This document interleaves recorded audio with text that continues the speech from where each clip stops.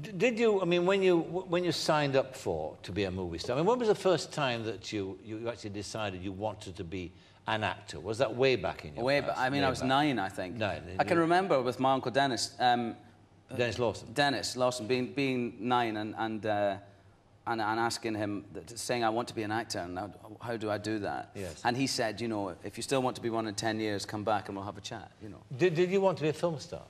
Is that what you wanted to do? Yeah, well, I think so, probably. Yes.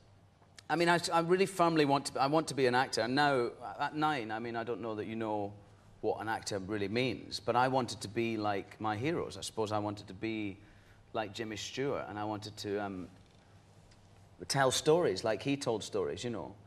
The best way to be a movie star is to be a good actor, you know. Yes. And there are actors, and it's a trap, I think, to try and chase the movie star side of things, and to chase being famous, and to chase being paid the most money and all of that stuff. But it doesn't lead you to happiness and satisfaction. You went through that, didn't you, yourself, when you first started? There was a period that you had to make a reassessment of your life, didn't you? I think so, yeah. It's quite easily done. Yes. But it's much, but then a decision was, I made a decision to focus more on the things that really make me happy, which are my work and my family, you know. Yes. And everything else is, it was too much for me to, I couldn't keep up with myself, you know what I mean? I was trying to be a good actor, a good dad, a good husband, and really good at drinking a lot. And I couldn't really, I couldn't keep all those 3 balls up in the air. So I just got rid of one of them. And you say your family is terribly important to you, and so it is, you take them wherever you can when you're filming. Do you refer to your wife? When you're talking about the sex scenes we've been talking about now, yeah. Do you go to her and say, look, this is it? I mean, do you mind if I yes. made this one with custard? And, well, I mean, I'll get Ev to read the script, yeah. And especially with something like Young Adam. I mean, I let Ev read the script before I said I would do it, yes. Because I think it's important. Because of the nature of that film, and there is a lot of sexual content in it, that if she wasn't happy with that, then I wouldn't do it, you know. Right. The tradition, of course, of Young Adam is one of a film, the kind of film that actually did make your name under when you first came to public attention. That was Trainspotting. Mm-hmm. A very important movie in your life, that. And again, a very tough subject. I read somewhere that when you were researching that, you obviously went among heroin addicts, and first of all, the question is, what kind of view did it give you of that kind of society? And secondly, I read that you thought at one point of experimenting to see exactly what it was like. Yes. That is something that I did in a moment of madness, really. I thought, oh, well, maybe I should do heroin to see what it's like. And then I started working with heroin addicts who were in recovery, and it would have been it would have been really offensive to them for me to do that, because I was using it as an excuse. I mean, had I gone and taken heroin in a room somewhere, it would have been an excuse. The film would have been an excuse for me to do that, and it's pointless. You know, it would have been really the wrong thing to do. You once actually, I think your reputation from that film went ahead of you, didn't it? When you were trying to clear customs in America, was it? I was getting into Chicago. I did an episode of ER, and I arrived in Chicago airport, and in my passport I had a visa, a Warner Brothers visa. I think Warner Brothers make ER.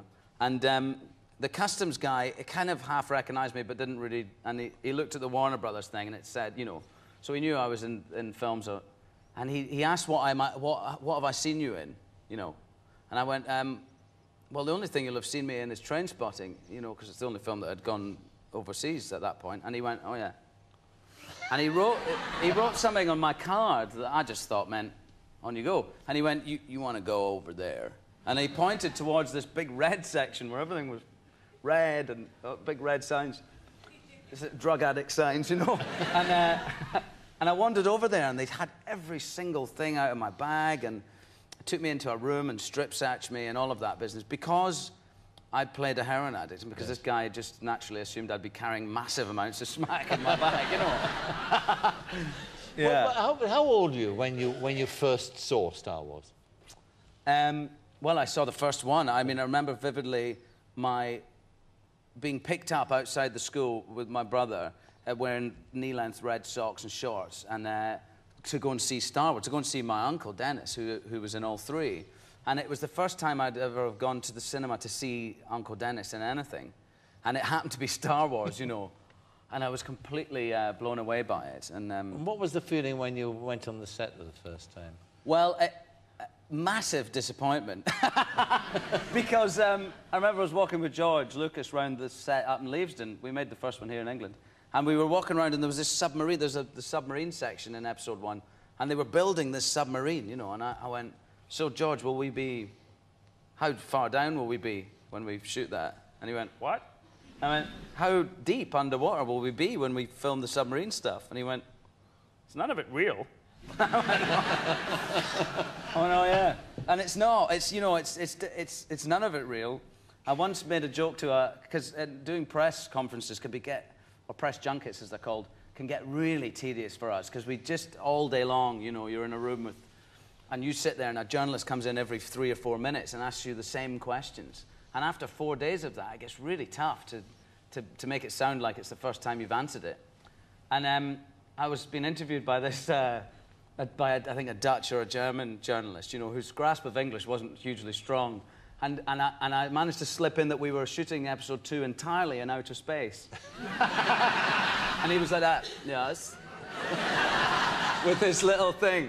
But yeah, we're going into space to shoot episode 2 entirely in outer space. Right, yes. But it's given you immense clout, that, hasn't it? I mean, actually, I think it is very tedious to make in the sense that you're not working with actors, are you? You're working against blue screen all the time, yeah. I mean, there's a lot been said about it, and ultimately, the truth of the matter is I love being in Star Wars. I really like it. I like it for my kids. I like it for other kids that come up to speak to me. Because it's nice. I see it through their eyes, you know, and they remind me of being me, where they go, did you really cut Darth Maul in half? And how did you turn your lightsaber on? And what about the lightsaber? Now, come on. When you were a kid, you had a lightsaber, did you? Yes. And then, when you're an actor, you went there and what? I have the real thing. Ah. But it's... but it doesn't go... So you have to do that noise yourself. You know? Ewan McGregor, thank you very much indeed. It's my great pleasure. Thank you. Thank you.